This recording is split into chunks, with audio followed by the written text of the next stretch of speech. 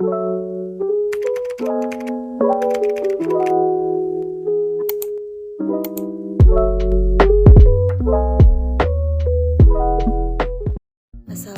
warahmatullahi wabarakatuh. Hari ini kita akan belajar tema 7, indahnya keragaman di negeriku. Subtema 1, keragaman suku bangsa dan agama di negeriku, muatan bahasa Indonesia. Menjelaskan arti kata sulit dalam teks non-fiksi. Keragaman bangsa Indonesia meliputi suku bangsa dan agama. Apakah kamu tahu arti dari keragaman? Saat membaca sebuah teks, kamu akan menemukan kata-kata sulit karena kamu tidak mengetahui artinya. Untuk mengerti arti sebuah kata, sebaiknya kamu mencari arti kata tersebut dalam Kamus Besar Bahasa Indonesia. Lakukanlah hal-hal berikut ini. 1. Siapkan Kamus Besar Bahasa Indonesia. 2. Tentukan kata dasar dari kata yang akan dicari maknanya. Kata dasar keragaman adalah ragam. Carilah pada kolom huruf R dalam kamus. Ketiga, kemudian carilah kata keragaman pada bentuk-bentuk turunan dari kata ragam. Keempat, sekarang kamu telah mengetahui arti kata keragaman tersebut, yaitu keragaman artinya kerukunan. Selain menggunakan kamus, kita juga dapat mencari arti sebuah kata menggunakan Kamus Besar Bahasa Indonesia online. Ayo simaklah teks berikut. Suku bangsa di Indonesia.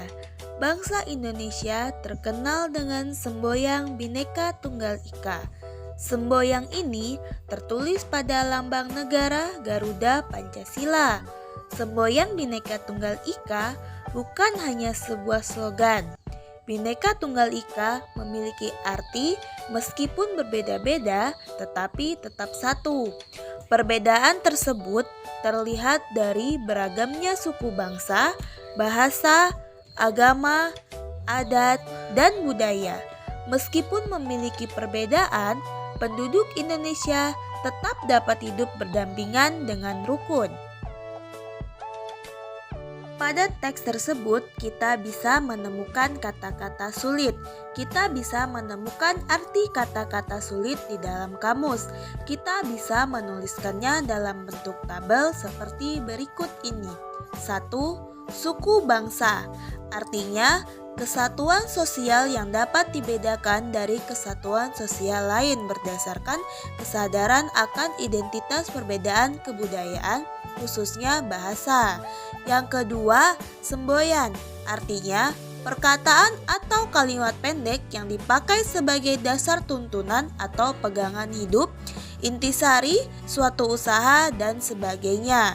Yang ketiga, slogan, artinya perkataan atau kalimat pendek yang menarik atau mencolok dan mudah diingat untuk memberitahukan atau mengiklankan sesuatu.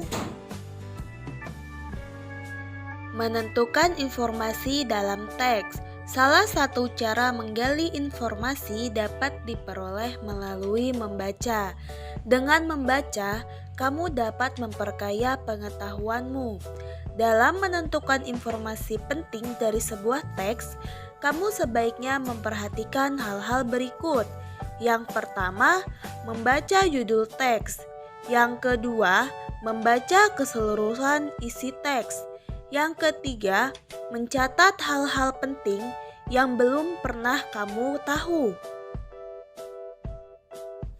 Ayo perhatikan contoh di bawah ini.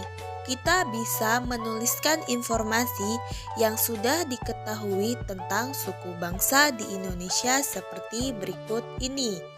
Pada kolom pertama, yaitu informasi yang sudah diketahui tentang suku bangsa di Indonesia. Misalnya, Indonesia memiliki keanekaragaman suku. Kemudian, Indonesia memiliki semboyan Bhinneka Tunggal Ika. Kemudian, setiap suku bangsa memiliki ciri-ciri khas masing-masing. Jadi, untuk kolom yang kedua ini, kita mengisinya setelah kita membaca teks. Sekarang, kita akan mencari informasi yang baru diketahui dari teks. Ayo, simaklah teks berikut ini. Suku bangsa di Indonesia. Bangsa Indonesia terkenal dengan semboyan Bhinneka Tunggal Ika. Semboyan ini tertulis pada lambang negara Garuda Pancasila. Semboyan Bhinneka Tunggal Ika bukan hanya sebuah slogan. Bhinneka Tunggal Ika memiliki arti meskipun berbeda-beda tetapi tetap satu.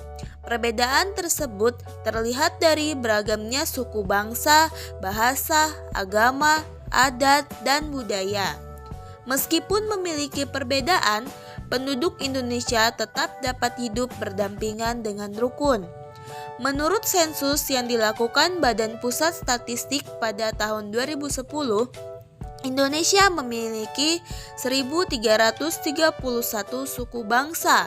Suku terbesar di Indonesia yaitu suku Jawa. Suku Jawa merupakan gabungan beberapa suku di Pulau Jawa. Jumlah penduduk suku Jawa mencapai 40,2% dari penduduk Indonesia. Sementara itu, suku Nias memiliki jumlah penduduk paling sedikit, yakni hanya 0,44% dari penduduk Indonesia. Suku-suku lain seperti suku Papua memiliki persentase sekitar 1,14% dan suku Tionghoa sekitar 1,2% dari jumlah penduduk Indonesia. Setelah membaca, kita mendapatkan informasi baru. Selanjutnya, kita bisa menuliskan informasi yang baru kita ketahui seperti berikut ini. Jadi, kita menuliskan informasi yang kita ketahui setelah membaca teks pada kolom kedua.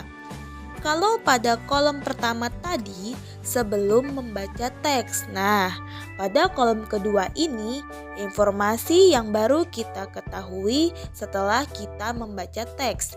Informasi yang pertama, Indonesia memiliki 1.331 suku bangsa. Yang kedua, suku Jawa memiliki jumlah penduduk terbanyak. Yang ketiga, jumlah penduduk paling sedikit adalah suku Nias. Menggali informasi teks melalui ide pokok. Suatu teks mengandung beberapa informasi penting yang ingin disampaikan penulis kepada pembacanya. Untuk mendapatkan informasi tersebut, kita perlu memahami isi teks dengan baik. Salah satu cara untuk memahami isi teks adalah dengan menentukan ide atau gagasan pokok setiap paragraf pada teks tersebut. Ide pokok adalah gagasan yang menjadi pokok dalam pengembangan paragraf. Ayo, perhatikan paragraf berikut ini. Salah satu kekayaan budaya yang dimiliki Indonesia adalah keragaman wastra atau kain Nusantara. Beberapa jenis kain khas Indonesia bahkan sudah mulai dikenal dan diakui di mancanegara. Batik merupakan salah satu contoh wastra yang keberadaannya sudah mendunia. Banyak turis mancanegara yang sudah mengenal dan menggunakan batik dalam kesehariannya. Berdasarkan paragraf tersebut, ide pokok atau gagasan pokok paragraf di atas adalah batik merupakan salah satu keragaman wastra atau kain Nusantara. Menyajikan informasi teks dalam bentuk peta pikiran. Kamu juga dapat menyajikan informasi teks dalam bentuk peta pikiran. Peta pikiran merupakan cara mencatat yang disajikan dalam bentuk bagan. Menyajikan informasi suatu teks menggunakan peta pikiran akan memudahkanmu dalam menyusun informasi penting dalam suatu teks. Menyampaikan informasi dari teks non-fiksi. Untuk menggali informasi dari suatu teks, ada beberapa hal yang perlu dilakukan, antara lain sebagai berikut. Yang pertama, bacalah teks dengan saksama. Yang kedua, tentukan topik dari teks non-fiksi tersebut. Yang ketiga, catatlah setiap informasi penting yang disampaikan. Dan yang keempat, rangkailah ide atau gagasan pokok yang sudah kamu temukan di dalam satu paragraf. Saat menyampaikan informasi, sampaikan dengan suara lantang dan percaya diri.